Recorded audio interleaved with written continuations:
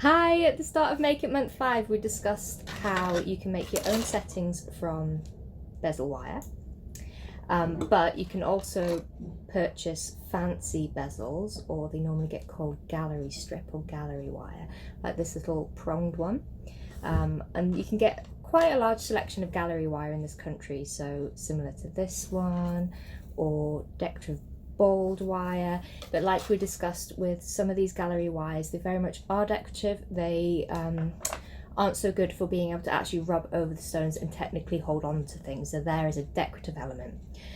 In the US, you can get a lot of bezel wire with what's often referred to as a scalloped edge. So it's like a fancy version of this. So it's fancy looking, like these ones, but technically it will still do the job of holding your stone in place, and you set it in the normal way. So I'm going to show you how you can make your own.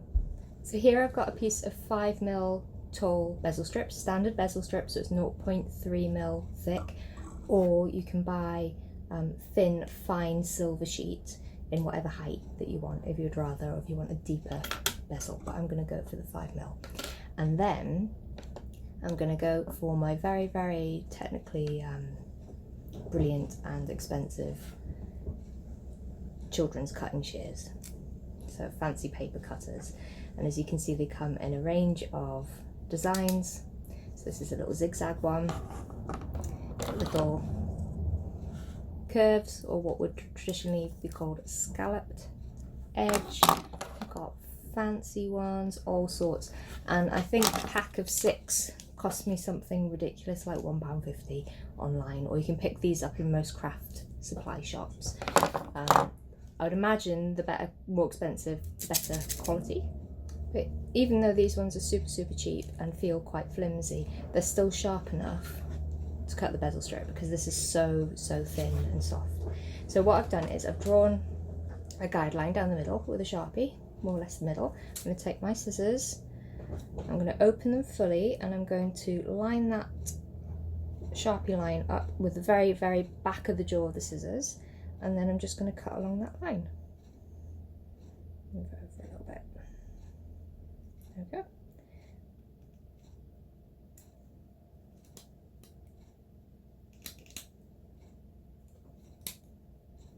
And you can normally get a couple of teeth in, and then it'll be hard to keep cutting. So what I do is I loosen my grip, shove the bezel wire further back in the jaws, just carefully before you start cutting, make sure it lines up with your design, and then cut another couple, and then keep going.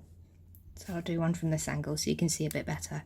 So I'm shoving it in the back of the jaws, lining it up with the design, cutting a couple, opening the jaws, shoving it further back, lining it up with the design, cutting a couple,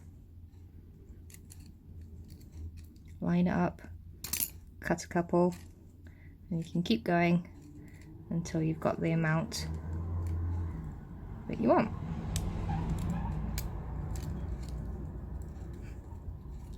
Here's a bit fiddly.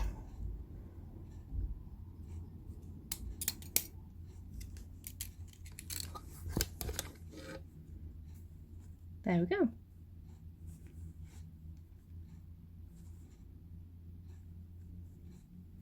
I've just noticed what I've done. I've cut with one side of the scissors and then managed to flip the scissors over and cut with the other side. So I've got 2 different curves.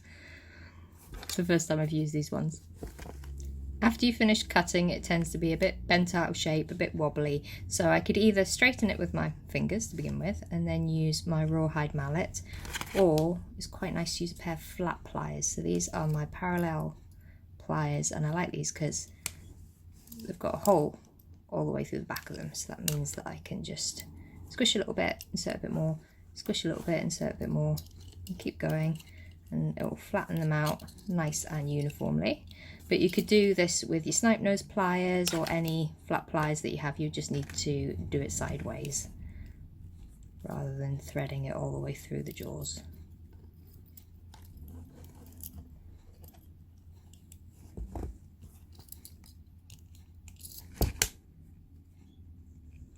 There we go. And this will straighten out as well in a minute. There we go. So scalloped hand cut bezel wire, and an unexpected surprise because I managed to flip the scissors over. I started cutting one way and then flipped them over and started cutting the other way. The scallop has inverted halfway as well. And here's some fancy one that I did earlier, using more intricate paper cutters. So super cheap way of just adding a little decorative element to your settings, like so.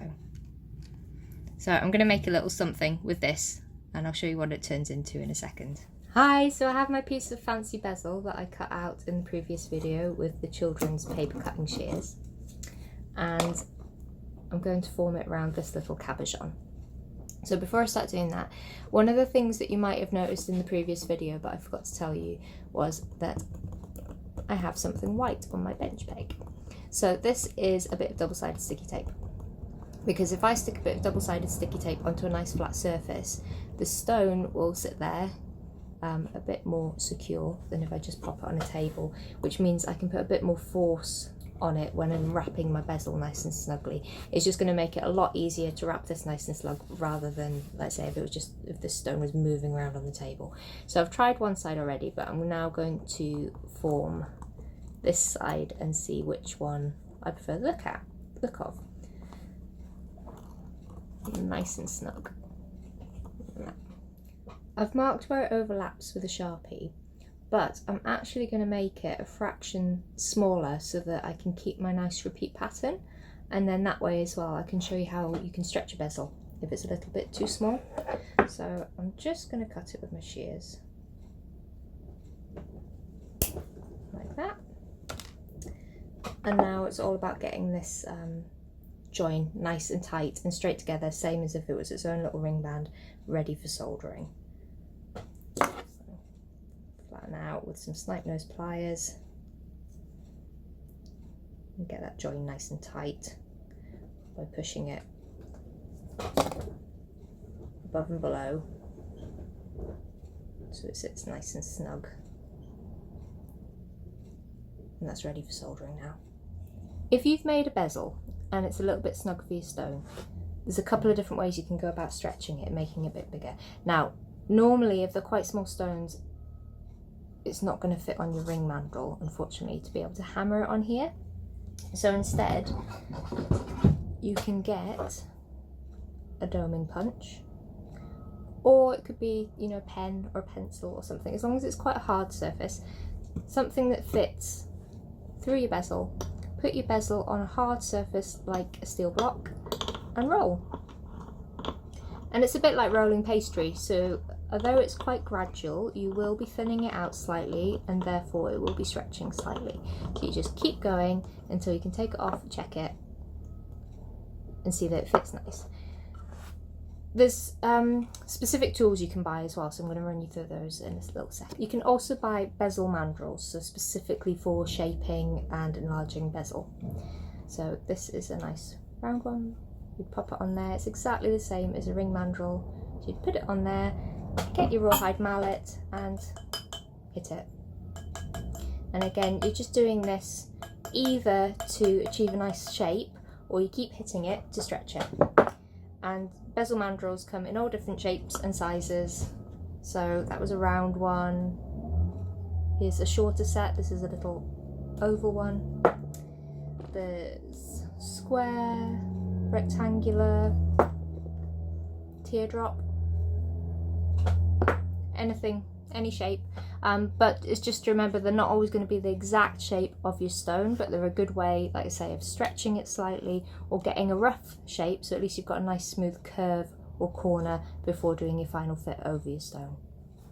If you're trying to shape bezels around something that isn't round and you're struggling to get a nice shape just by forming it around your stone, and you either don't have or you don't want to invest in a set of bezel mandrels, you could make your own. So you could either carve the shape that you work with regularly out of a piece of wood, or you could use polymer clay or polymorph. So just anything that you can form into the shape that you're going to be working with, that's going to be hard enough for you to be able to push or hammer that nice thin bezel around. But you can normally pick up a set of bezel mandrels for around £25, so they're not too expensive, and they do tend to come in quite handy. Just another thing to add to the list. So I'm thinking it might be quite nice to add a bit more detailing around here. So I've got some ball or pearl wire, as it's sometimes called. This is about, I don't know, 1 mil size, and I've just coiled it round so that it's going to be a nice snug fit over the top of my bezel. So what I'm going to do is I'm going to trim this down, go and solder it, and then I'll show you how to attach them both together at the same time. So I've made my little ring of balled wire or pearl wire, and I've made it so it fits nice and snug over the setting of the bezel, and the whole lot is sitting nice and flat on the base piece, so no gaps in daylight, nice and flat, similar to other times. Now, when I was showing you how to stretch the settings, I made it a tiny fraction too big. So what I've done is I've purposely put a lot of solder in the middle, because that will build up like a meniscus layer around the join, so it's going to make a slightly curved surface where it's joining the base to the setting walls, which will take up a tiny fraction of space, so therefore the stone will sit that little bit tighter. Now I can put all the solder in there because I'm planning on cutting my base piece away afterwards, the outside edges. So I'm going to solder it in the usual way, starting off by heating the air so that the water in the flux evaporates nice and slowly.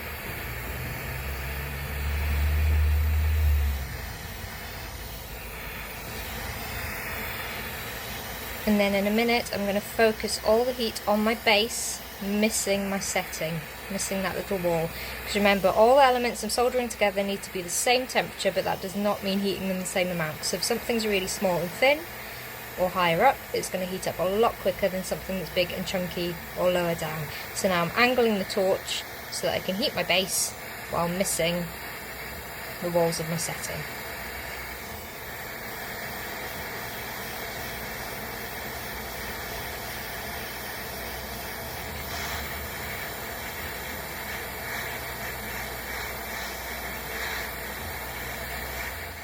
Decided I'd like to make it into a little pendant, so I had some balled wire left over, and what I've done is popped a tiny bit of easy solder this time underneath the ends of this balled wire, so it's under the balled wire but also a tiny bit under the setting.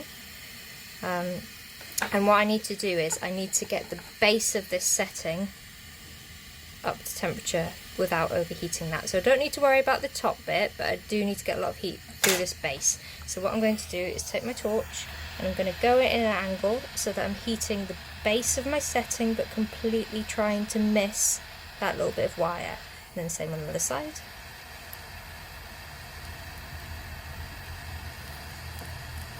Same on the other side. Torch is running out of gas.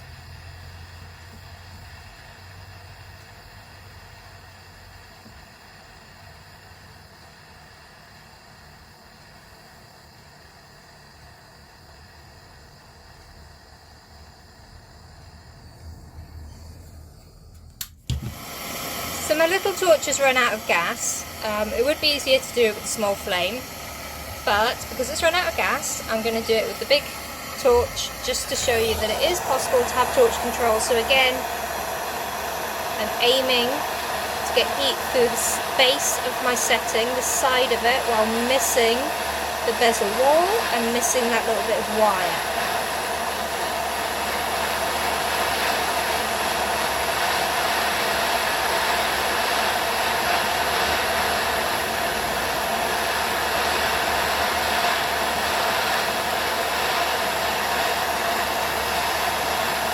That's it run on that side, so now I'm going to come over this side and again heating the base, missing the bezel wall, missing the little bit of gold wire that I'm adding to it until the base is up to temperature. Then I'll heat both sections together until the solder runs. There you go, so that just proves you can heat very small things with a larger flame without melting them. It's all about good torch control. Now, if you look at most other tutorials or books about bezel setting, they will quite often tell you to do it on a tripod, on a mesh, on a tripod, or the mesh could be over a gap in some bricks. And the reason for that is you could then heat the base of your piece without directly heating the setting, so you can heat from underneath. Now, it's a good idea in theory, but I actually rarely use the mesh because if you can see from here, see how warped it gets with the heat? And especially if you're working with thin metal, when the metal gets hot, it becomes annealed. When it's annealed, it becomes very soft. So if this was very soft, the chances are it's going to form to the shape of that mesh. So if it takes on this curve, my setting is no longer going to be sat flat on my base, which means it's going to struggle to solder properly. I think it's much better to have it on a nice flat surface. The other thing you see quite a lot is people saying to have your setting bridging a gap, either in your normal bricks, you could pull them apart slightly, or if you've got a broken brick. And again, so you can heat from underneath. But it's the same concept, because you've got no support underneath there. Once your metal becomes soft and annealed, the chances are, it's going to bow slightly, and if that starts to bow, again, this isn't going to be sat lovely and flat and tight on your piece. So it's just personal preference, but I much prefer soldering on a nice flat supportive surface. And although I can't heat from underneath, if you could see what I was doing earlier, I can heat the brick. So if I heat the brick, the heat from the brick is transferring into the metal of its own accord, and it was just about the direction that I angled the torch so that every time I'm heating, the flame wasn't directly hitting my setting. There we go, bald wire now soldered on. I've given it a little sand, and now I'm ready to set my stone. So I'm going to pop the stone in. I'm going to get my pusher, or rocker if you prefer, and I'm pushing the bezel over the curve of the stone. And remember to do it at opposites, so push and rock, push and rock. I'm going to keep going until I've pushed it as tight as I can. So although that's pushed over now, I'm going to keep pushing a little bit longer just to tighten it up, and then I'm going to swap to the burnisher.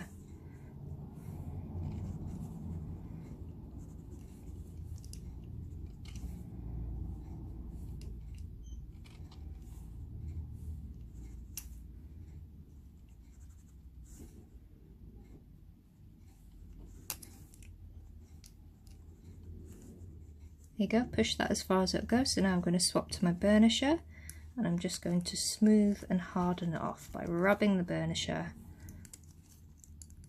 around the curve, over the curve of the stone, just to get it all as tight as it will go.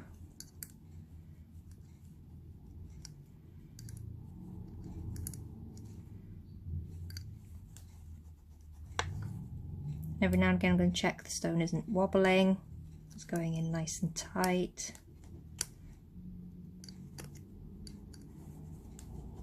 I don't have any gaps.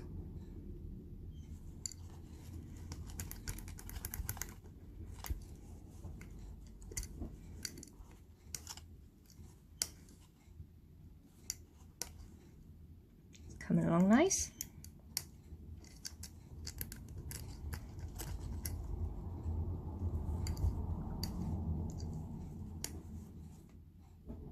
There we go, little fancy bezel on the front.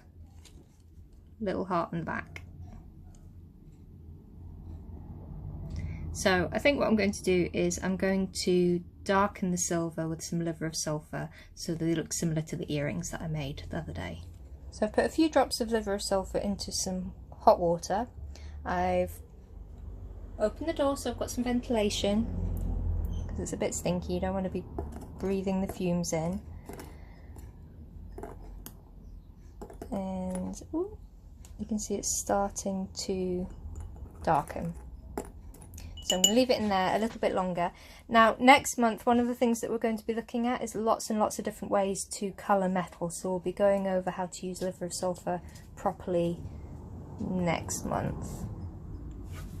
It's all darkened down. I've got a little bit of very fine wire wool and I'm just going to give it a slight buff with this, just to bring back a tiny bit of shine to the high areas.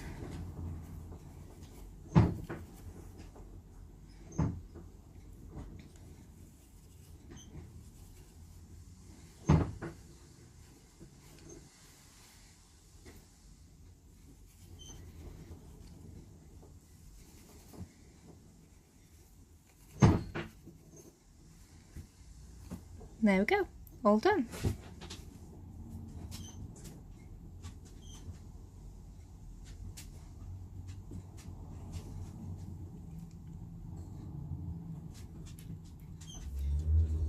There you go, that was a brief introduction to bezel setting.